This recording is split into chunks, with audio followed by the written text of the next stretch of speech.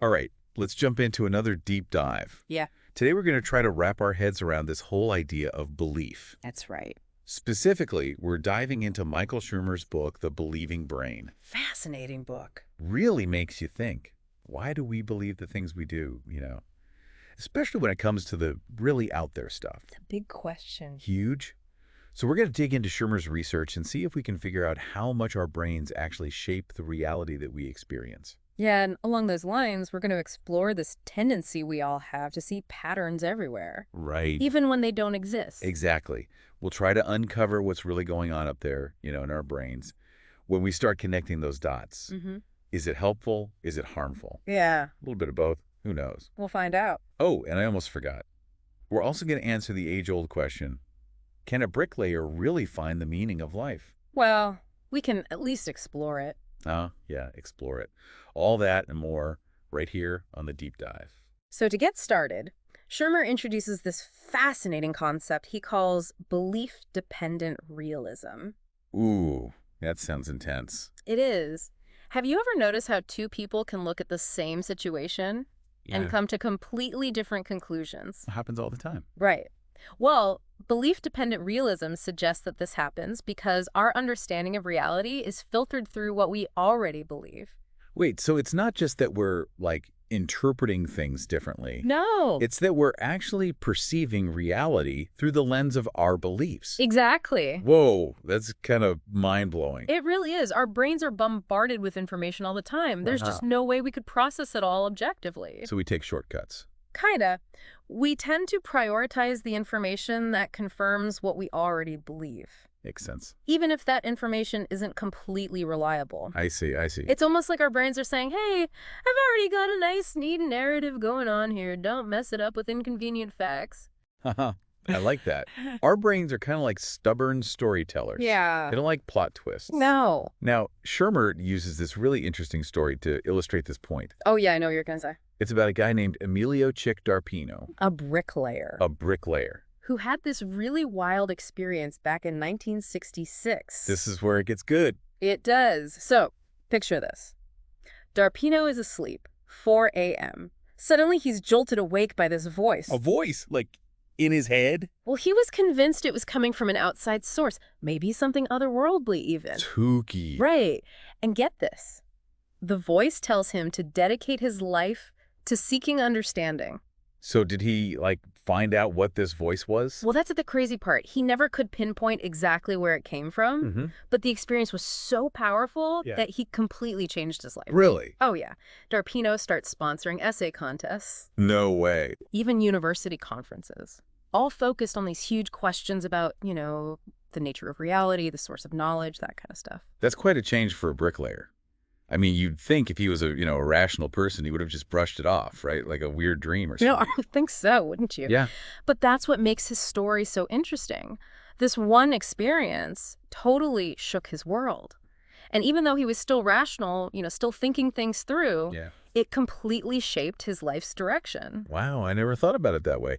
I guess it really shows how even when we think we're being all logical and stuff, our beliefs are driving the car. They really are. D'Arpino's story is a great example of how much those deep-seated beliefs affect us. Absolutely. It makes you wonder how much of what we believe is based on these subjective experiences we have. Versus hard evidence, logic, Right. So to dig into that a bit, Shermer goes back to the evolutionary roots of belief with these two key concepts, patternicity and agenticity. Patternicity and agenticity. Okay, now you're just using big words to make me feel dumb. Haha. I promise it's not that complicated. All right, but break it down for me. Okay, so patternicity is basically our brain's natural tendency to find patterns. Okay, I can see that. Even in random stuff, Right. from an evolutionary standpoint, this was super important. All right, survival and all that. Exactly. Like, imagine you're, a hominid out on the African savanna. Okay, I'm hominid. You hear a rustle in the grass. Ooh, scary. Is it just the wind? Or is it a predator about to pounce? Better safe than sorry. Right. Exactly. Our brains evolved to err on the side of caution. Finding those patterns, even if they weren't really there, meant survival. But in today's world, all that pattern seeking can backfire. Oh, for sure. Yeah. We might see conspiracies connections where there are none. Just because our brains are wired to look for them. Exactly. So, maybe there's a little bit of a conspiracy theorist in all of us. Uh-huh. So you're saying my brain is basically a conspiracy theorist, always looking for the hidden meaning, the sinister force behind everything. Well, there's a kernel of truth there. And that brings us to agenticity. All right, agenticity. Hit me with it. So it's not just that we see patterns. Mm-hmm. We also give those patterns meaning, intention, even agency. Meaning, like, we think they're on purpose. Yeah. Like, instead of just seeing a face in the clouds, we start thinking those clouds are up to something. Wow, that's a great way to put it. Right. We start to see gods, demons, aliens, government conspiracies, intentional agents behind everything. There might just be coincidence or random events. Exactly. Huh. I never thought of it like that. We even talk about the economy as if it's this conscious entity we can control. Right, right. It's like the economy has a mind of its own. That's agenticity at work. So basically, our brains are wired to not only see patterns, but to create whole stories around them. And those stories, they become our beliefs. And then they shape how we interact with the world. It's a powerful thing. It really is. I'm blown away. But now I'm curious, like, how does all this happen in the brain? Oh, that's where the real magic is. Tell me more. Well, Shermer takes us all the way down to the level of neurons and synapses. Neurons and synapses.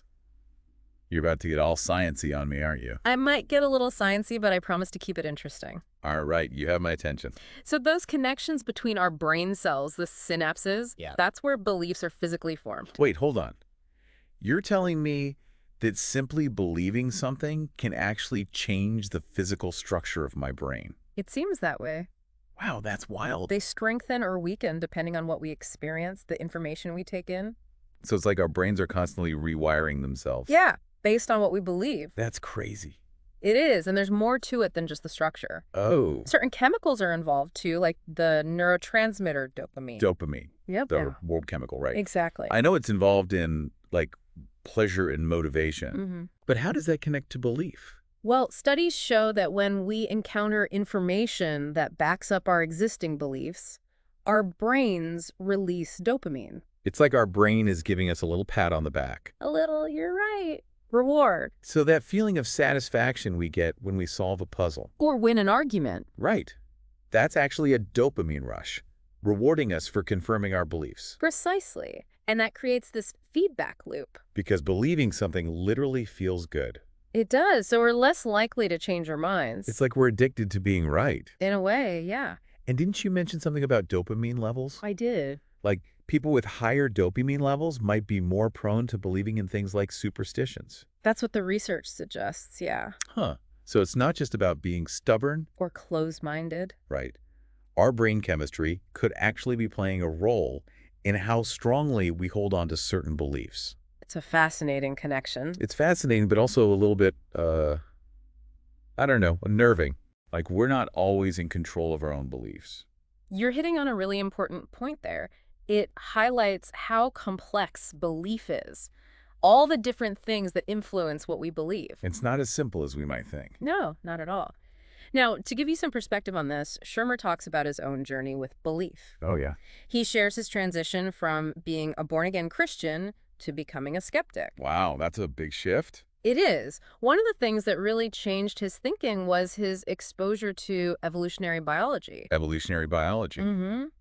Learning about the vastness of geologic time, the sheer amount of evidence supporting evolution. It's hard to argue with that, yeah. It challenged his literal interpretation of the Bible. It's hard to hold on to a 6-day creation story when you see the scale of evolution laid out in front of you. Exactly. It's mind-boggling. Totally. He also had a mentor who was a rigorous scientist. I think a good mentor can make all the difference. Yeah, absolutely. And this mentor really instilled in Shermer a deep respect for the scientific method, evidence-based reasoning, critical thinking, all that. So he didn't just, like, reject all forms of belief. Not at all. He embraced the label of skeptic, Okay. but he makes it clear that skepticism isn't about rejecting every belief you come across. It was more nuanced than that. It is. It's about using reason and evidence to evaluate claims, even your own assumptions. That takes a lot of intellectual honesty, I think. It does. To be willing to question everything you hold dear. Even if it makes you uncomfortable. Especially if it makes you uncomfortable. That's what true skepticism is all about. not being afraid to challenge your own beliefs if the evidence points in a different direction. I like that. So did Shermer talk about how our beliefs actually affect our behavior? He did. He gets into some really fascinating research on that. He talks about something called the sensed presence effect, which is kind of spooky. Ooh, spooky. I'm intrigued. Tell me more. Okay, so have you ever heard those stories of, like, mountain climbers or explorers or soldiers under extreme stress who feel the presence of another being? Like someone is there with them offering support or guidance. It's like their brain conjures up a guardian angel or something. Exactly. And there's actually a neuroscientific explanation for it. Really? Yeah. The temporal lobe, the part of the brain responsible for memory and sensory processing, it seems to play a key role. So under extreme stress, our brains create these hallucinations. That's the idea. It's like a coping It's mechanism. a very intense coping mechanism. It is, but it highlights how powerful our minds are, To create these experiences that feel so real. even when they're not based in reality. Now, what about the left hemisphere interpreter? We talked about that earlier. Ah, yes, the master storyteller. Right. Always trying to make sense of the world. Exactly. It's constantly trying to create a coherent narrative, even when things are fragmented or strange or just plain weird. So in the case of this sensed presence thing, our left hemisphere interpreter might be taking those weird sensations and weaving them into a story about a comforting presence. That's the idea. Trying to make sense of it all, even if it means creating a supernatural explanation. It makes you wonder how much of what we experience as reality is actually just our brains telling us a story. It's a deep question, and it leads us nicely into one of the biggest questions of all, the question of the afterlife. Does consciousness continue after death? Okay, now we're getting to some really deep waters. We are.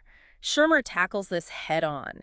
He explores the arguments and evidence from both sides. From believers and skeptics. Exactly. It's a complex issue. Absolutely. It's a question that has fascinated and perplexed humans for centuries. It has. I mean, where do you even begin to address such a huge topic? Right. There's so many different perspectives. Well, I mean, I guess you got to start somewhere. What are some of the arguments for the afterlife that Shermer explores? He starts with near-death experiences. Oh, those. You know, I've always been fascinated by those. Yeah. You've probably heard stories about people who come close to death, right? They report seeing a bright light or feeling this, incredible sense of peace. Yeah, even encountering deceased loved ones. Exactly. Those accounts can be so compelling. They are. It's easy to understand why some people interpret those experiences as evidence of a soul leaving the body, or like a glimpse into another realm or something. Right. But is there another explanation? Well, that's what I'm wondering. Is there a scientific way to explain these experiences? Shermer gets into that. While he acknowledges how powerful these experiences can be, he also points to research suggesting that near-death experiences are basically the brain's response to extreme stress. Right. Like physiological stress. Oh, so it's not heaven. Well, he suggests it's more like the brain's way of making sense of a very, very unusual situation. That's kind of disappointing. What about other types of evidence? For the afterlife, I mean. Does he talk about things like ESP? He does. He takes a look at ESP, yeah. Extrasensory perception, things like telepathy, clairvoyance, precognition, all that. Right, right. He talks about parapsychology, the field that studies these phenomena. There have been some interesting studies over the years. I bet. But the evidence for ESP, Yeah. it's really hard to replicate, like in a controlled scientific setting. So no proof yet. Not definitively. Okay, so what else? Well, he also tackles this idea of quantum consciousness. Oh, yeah, I've heard of that one. That's the one where consciousness is like linked to quantum mechanics, right? Exactly. It suggests that consciousness might even exist outside the brain, It's pretty mind-blowing. But is there, like, any scientific basis for that connection? It's a really appealing idea, right? Especially for people looking for evidence of, like, a soul or something beyond the physical body. Yeah. But Shermer points out that there's no scientific consensus on whether this connection is actually valid. It's still a very open question. I see. So we're still kind of in the dark about the afterlife. What's Shermer's take? Does he think there's something beyond this life? Based on his understanding of the current scientific evidence, he believes that when the brain dies, consciousness ceases to exist. So no heaven, no hell, no reincarnation. That's his personal view. So just lights out. But he's very clear that the question of what happens after death is ultimately unanswerable. At least for now. Right. Science may never have a definite answer. Maybe it's not about finding a definite answer, though, right? Maybe. Maybe it's more about just exploring the question, acknowledging the mystery, grappling with the unknown. I think that's a much more interesting way to approach it, honestly. It is. The beauty of this topic is that it forces us to confront our own beliefs, our hopes, our fears about death, what we find meaningful in life. Absolutely. So let's bring it back to our listeners for a second. We've explored how our brains are wired to find patterns, how those patterns become beliefs, how those beliefs shape our whole reality. What's the takeaway message here? How does this apply to everyday life? I think the big takeaway is that we should be aware of how powerful our beliefs are and be willing to examine them critically. Like, where did these beliefs come from? Yeah. Are they based on solid evidence? Or wishful thinking? Or, even emotional attachment? Because sometimes, even when we think we're being super rational, our brains are still pulling the strings behind the scenes, filtering information, creating narratives that support our existing beliefs. Yeah. And those narratives, they can be incredibly powerful. They can. Remember Emilio Darpino, our bricklayer friend? Oh, yeah? His story is a great example of how powerful those narratives can be. The more we learn about the brain, the more we realize just how much we don't know. So true. But it's exciting, isn't it? It is. It's a constant process of discovery. We're uncovering new things about belief all the time and how it shapes us. Yeah. I think that's a good place to wrap things up. We've delved into this fascinating world of belief, how our brains create meaning. Sometimes even when it's not really there. Right.